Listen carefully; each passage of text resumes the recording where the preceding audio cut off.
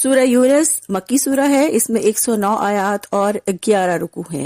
سورہ یونس کی ابتدا میں اللہ تعالیٰ نے فرمایا کہ لوگوں کو تعجب اس بات پر ہے کہ انہی میں سے ایک شخص کو کس طرح پیغمبر بنایا گیا ہے، اور کفار تو اس پر یقین ہی نہیں کرتے، وہ کہتے ہیں یہ تو جادوگر ہے۔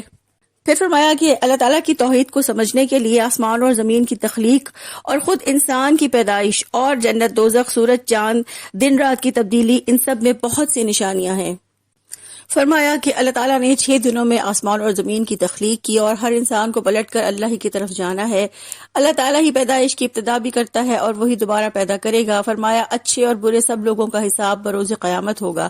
پھر فرمایا کہ کائنات کے نظام میں عقل والوں کے لیے نشانیاں ہیں، منکرین کے لیے سزا اور مومنوں کے لیے اجر ہے۔ سب تعریفیں اللہ کے لیے ہیں، اللہ ہر قوم کو سدھرنے کی مہلت دیتا ہے۔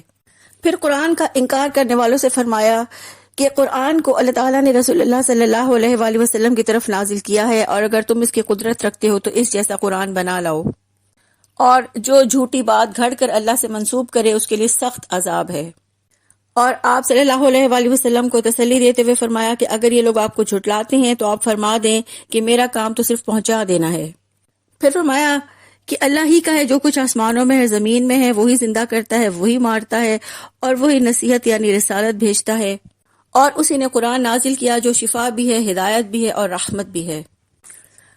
پھر کفار سے فرمایا کہ اللہ ہی روزی اتارتا ہے، تو پھر تم کیوں اپنی طرف سے بعض کو حلال اور بعض کو حرام قرار دیتے ہو؟ اللہ سے کوئی بھی بات پوشیدہ نہیں ہے۔ پھر فرمایا اللہ والوں کو کسی طرح کا نہ خوف ہے نہ غم ہوگا۔ پھر فرمایا دنیا اور آخرت دونوں میں ان کے لیے خوشخبری ہے، اور اللہ ہی کا ہے جو کچھ آسمانوں میں اور زمین میں ہے، اور آپ دشمنوں کی سرگرمیوں کی پرواہ نہ کریں، اللہ ان کا زور توڑ دے گا۔ پھر فرمایا کہ اللہ تعالیٰ اس بات سے بے نیاز ہے کہ وہ کسی کو اپنا بیٹا بنائے۔ نوح علیہ السلام نے اللہ کا پیغام اپنی قوم کو پہنچایا تو قوم نے ان کو جھٹلایا، اور فرمایا کہ ہم نے ان لوگوں کو غرق کر دیا، اور نوح علیہ السلام اور ان کے ساتھیوں کو بچا لیا۔ پھر اس کے بعد کتنے رسول بھیجے، مگر کسی نے ان کی بات مانی اور کسی نے نہ مانی۔ پھر فرمایا موسیٰ علیہ السلام اور ہارون علیہ السلام کے ساتھ بھی یہی ہوا، اور ان کی بات کو جادو کہا گیا۔ فرعون کی قوم نے اپنے آباء و اجداد کے دین کو نہیں چھوڑا۔ فرعون نے جادوگروں کو بلوایا، لیکن وہ سب کے سب موسیٰ علیہ السلام کے آگے باطل ٹھہرے اور اللہ کی بات سچ رہی۔ موسیٰ علیہ السلام اور ہارون علیہ السلام کو فرمایا گیا کہ اپنی قوم کے لیے مصر میں گھر بنائیں، قبلے کی طرف، اور نماز قائم کریں۔ پھر فرعون اور اس کی قوم کے پانی میں غرق ہونے کا بیان ہے۔ فرعون جب پانی میں ڈوبنے لگا تو اس نے کہا کہ میں اللہ پر ایمان لے آیا، لیکن موت کو سامنے دیکھ کر ایسے منکرین حق کی توبہ اللہ تعالیٰ قبول نہیں کرتا۔ پھر اللہ تعالیٰ نے بعد میں آنے والوں کی عبرت کے لیے فرعون کی بدن کو پانی سے نکالا اور اس کو محفوظ رکھا۔ پھر فرمایا اللہ کے دوست وہ ہیں جو ایمان لائے اور تقوی کا رویہ اختیار کریں، ان کے لیے خوف اور رنج کا موقع نہیں، ان کے لیے دنیا میں بھی راحت اور جنت کی بشارتیں ہیں۔ پھر آپ صلی اللہ علیہ وآلہ وسلم کو تسلی دیتے ہوئے فرمایا کہ آپ کفار کے رویے سے رنجیدہ نہ ہوں، اور مسلمانوں سے تنبیہ کی جا رہی ہے کہ وہ کفار سے اور فرعون کی قوم سے سبق حاصل کریں۔ پھر فرمایا کہ اللہ تعالیٰ نے رات کو آرام کے لیے اور دن کو کام کاج کے لیے روشن بنایا ہے۔ پھر بستیوں کے عذاب کا ذکر ہے کہ ایمان نہ لانے کی وجہ سے ان پر عذاب ہوا، اور ان میں حضرت یونس علیہ السلام کی قوم کی اور ان کی بستی کا بھی ذکر ہے۔ حضرت یونس علیہ السلام کی قوم واحد قوم ہے جو عذاب دیکھ کر ایمان لائی اور نفع میں رہی۔ حضرت یونس علیہ السلام عذاب کی خبر دے کر اللہ کی اجازت کے بغیر اپنا علاقہ چھوڑ گئے۔ جب آپ کی قوم نے عذاب کے آثار دیکھے تو انہوں نے توبہ استغفار کی اور اللہ تعالیٰ نے انہیں معاف کر دیا، اور یونس علیہ السلام کو مچھلی نے اللہ کے حکم سے نگل لیا۔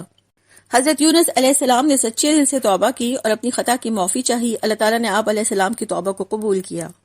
پھر فرمایا کہ اگر اللہ چاہتا تو سب اہل زمین ایمان لے آتے، اور فرمایا کوئی شخص اللہ کی رحمت کے بغیر ایمان نہیں لا سکتا۔ جو لوگ عقل سے کام نہیں لیتے اللہ انہیں ہدایت نہیں دیتا۔ کائنات کے نظام میں عقل والوں کے لیے نشانیاں ہیں، اللہ کے سوا کوئی معبود نہیں۔ جو اس حقیقت کو مان کر سیدھے راستے پر چلے گا اسی کے لیے کامیابی ہے۔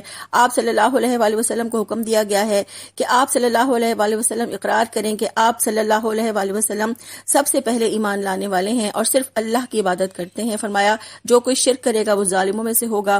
پھر فرمایا کہ اگر اللہ انسان کو کسی مصیبت میں ڈالے تو اللہ کے سوا کوئی اس کی مصیبت کو ٹال نہیں سکتا، اور اگر اللہ کسی کے حق میں بھلائی کا ارادہ کرے تو اس کے فضل کو کوئی پھیرنے والا نہیں۔ اللہ اپنے بندوں میں سے جسے چاہتا ہے اپنے فضل سے نوازتا ہے، اللہ درگزر کرنے والا رحم کرنے والا ہے۔ پھر سورہ کے آخر میں آپ صلی اللہ علیہ وآلہ وسلم سے فرمایا کہ آپ اس ہدایت کی پیروی کیے جائیں جو آپ صلی اللہ علیہ وآلہ وسلم پر وحی کی صورت میں بھیجی جا رہی ہے، اور صبر سے کام لیں یہاں تک کہ اللہ فیصلہ کر دے، اور وہ بہترین فیصلہ کرنے والا ہے۔ یہ تھا سورہ یونس کا خلاصہ۔ آج کی حدیث ہے، حضرت ابو ہریرہ رضی اللہ عنہ سے مروی ہے، رسول اللہ صلی اللہ علیہ وآلہ وسلم نے فرمایا، اللہ تبارک و تعالی فرماتا ہے، جب میرا بندہ میری ملاقات پسند کرتا ہے تو میں بھی اس کی ملاقات پسند کرتا ہوں، اور جب وہ میری ملاقات ناپسند کرتا ہے تو میں بھی اس کی ملاقات ناپسند کرتا ہوں۔ سبحانک اللہم و بحمدک، نشہد ان لا الہ الا انت، نستغفرک و نتوب الیک۔ السلام علیکم و رحمۃ اللہ وبرکاتہ۔